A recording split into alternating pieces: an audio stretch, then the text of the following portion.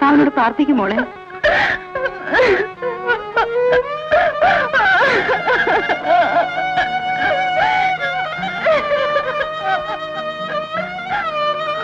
അയ്യോ കർത്താവേ, ചതിച്ചു. എന്താ എന്റെ വല്ല വിവരം കിട്ടിയോ? നമ്മുടെ സൈമനെ ആരോ തല്ലിക്കൊന്ന് കടലിൽ കെട്ടി താത്തു.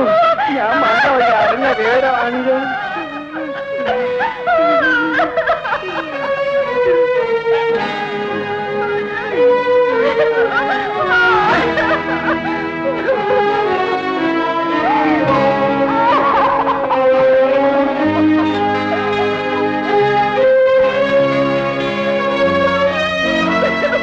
ആന്റെ പിന്നില്ലേ ഇവിടെ? ചന്തേ പോയി. തങ്ങളെ ഇവിടെ ഒരു കാര്യം പറയട്ടെ. വേണ്ട, അവിടെ ഇരുന്നങ്ങ് പറഞ്ഞാ മതി. ഇതതിനല്ല, സിനിമാ കാര്യവാ. വേണ്ടാന്നേ, ഇന്നാളത്തെ പോലെ എന്നെ പറഞ്ഞു പറ്റിക്കാനല്ലേ? എന്നാണ് തങ്കമ്മേ, ഇതതിനല്ല. അയ്യോ ഇപ്പൊ വേണ്ട, ഇത് ഞാൻ പോയിട്ട് നനയ്ക്കാം. എന്റെ ഫോട്ടോ ഞാനങ്ങ് പേടിച്ചു പോയി. ഇത് നിന്റെ അമ്മയുടേതോ അമ്മൂമ്മയുടേതോ? അനാവശ്യം പറഞ്ഞാലുണ്ടല്ലോ. എന്റെ കർത്താവേ, ഇതെങ്ങാ മഞ്ഞ നേരം വെളുത്തപ്പോ തുടങ്ങിയല്ല. ഒന്നും തുടങ്ങിയില്ല, തുടങ്ങാൻ പോയതേ ഉള്ളൂ. പറവലെങ്കിൽ ഇങ്ങോട്ട് വന്നില്ലേ? ചങ്കുഞ്ഞേ, നിനക്ക് കാറിലല്ലേ വേല? അതെ അതെ, നിനക്ക് കാറിൽ ഇരുന്നാലെന്താ? കാറിൽ എപ്പോഴും ഇരുന്ന അരിസത്ത് പിടിക്കും. എടി തങ്കമ്മേ, നീ അത് അവിടെ ഇട്ടേക്ക് ഇങ്ങോട്ട് വന്നേ, കുറച്ച് ഇറച്ചി കൊടുക്കാനുണ്ട്. എന്റെ ഫോട്ടോ ഇത് എന്റെ ഇരിക്കട്ടെ, പ്രയോജനപ്പെടും. കൊച്ചു കളി ഓപ്പിന്റെ നാറ്റം. Slow slow slow. Sit sit. Susie, I lucky, you lucky, mommy lucky, house lucky. നിങ്ങൾ എന്തിനാ എന്റെ ഡാഡി ഇങ്ങനെ കുടിപ്പിച്ചു കൊല്ലുന്നത്? You don't worry, Ivan. You don't insult my friends. എന്റെ കൂട്ടുകാരെ ആക്ഷേപിക്കരുത്. ഞാൻ ഫ്രണ്ടോ? Oh, sorry. You are my father-in-law, my boy. ഇപ്പൊ അമ്മായിപ്പനായോ? Thank you.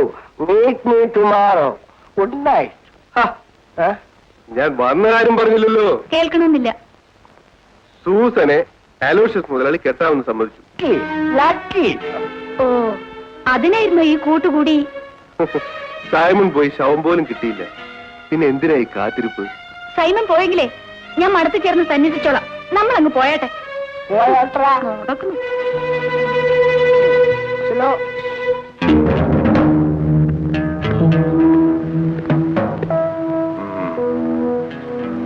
സ്വർണ്ണക്കെട്ടികൾ എവിടെയാണ് ഒളിച്ചു വെച്ചിരിക്കുന്നത്? പറയടാ, പറയാ, എവിടെയാണ് ഒളിച്ചു വെച്ചിരിക്കുന്നത്? നിന്നെ കൊണ്ട് ഞങ്ങൾ പറയിപ്പിക്കും. എവിടാ?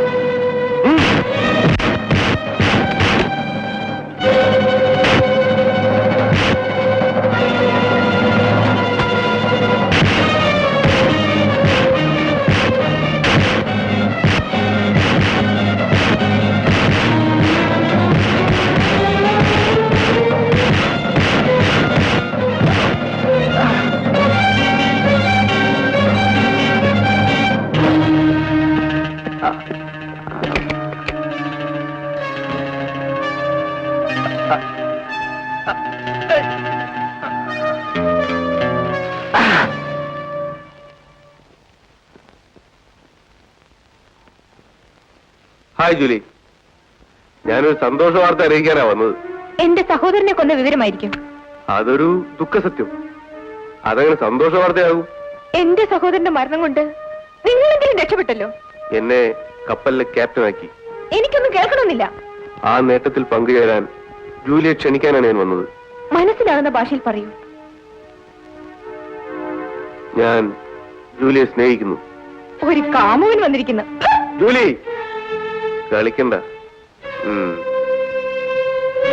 എന്റെ സഹോദരനെ കൊന്ന ചോരയുടെ മണം മാറുന്നതിന് മുമ്പ് കയറി വന്നിരിക്കുന്നു. ജൂലി, നടന്നു. നിന്റെ എല്ലാമായിരുന്ന സഹോദരനും പോയി.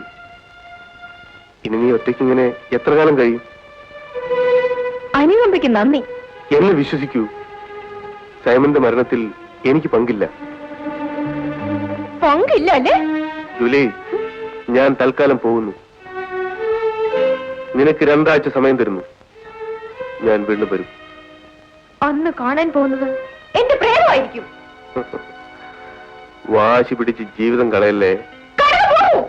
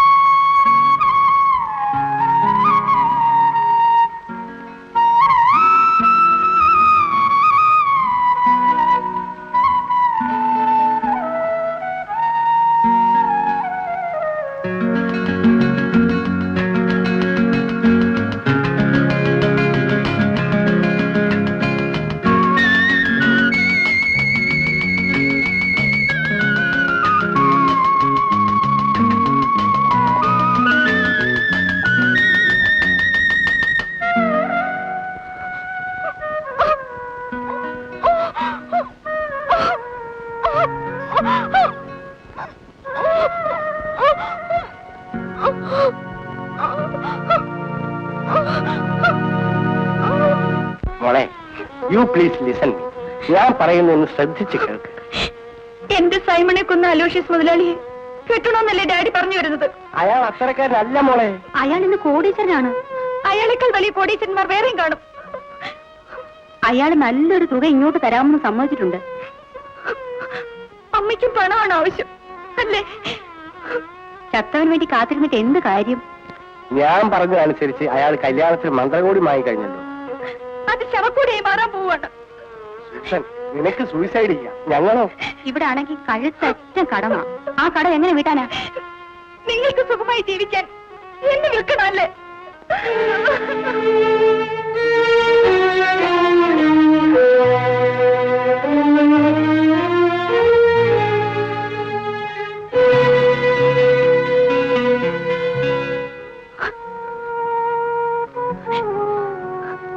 നീ ഇങ്ങനെ ഒരേ ഇരിപ്പിരിക്കാതെ എഴുന്നേറ്റ് വന്ന് വല്ലതും കഴിക്കും.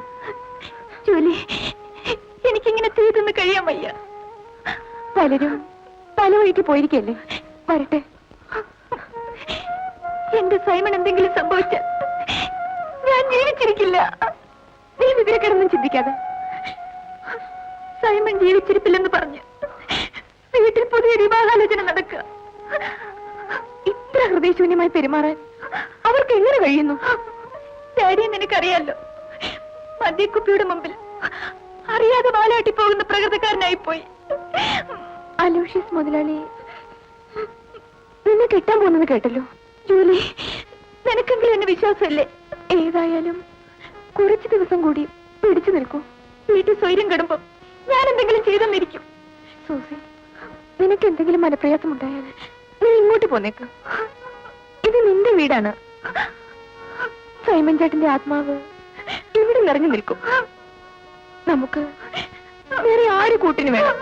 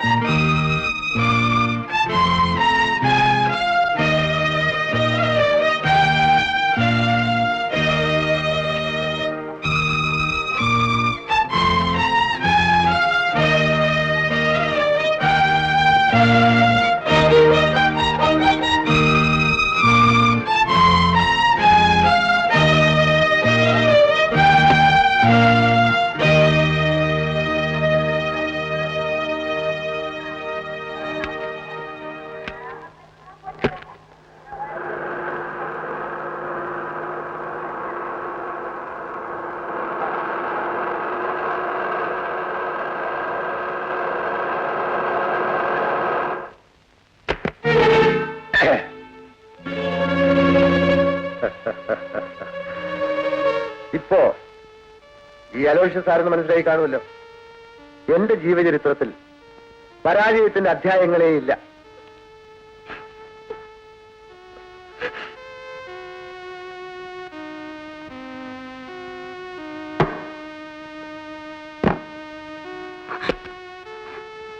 ഇതാ, ഇത് നിനക്ക് വേണ്ടി വാങ്ങിച്ച വിവാഹ വസ്ത്രങ്ങളാണ്.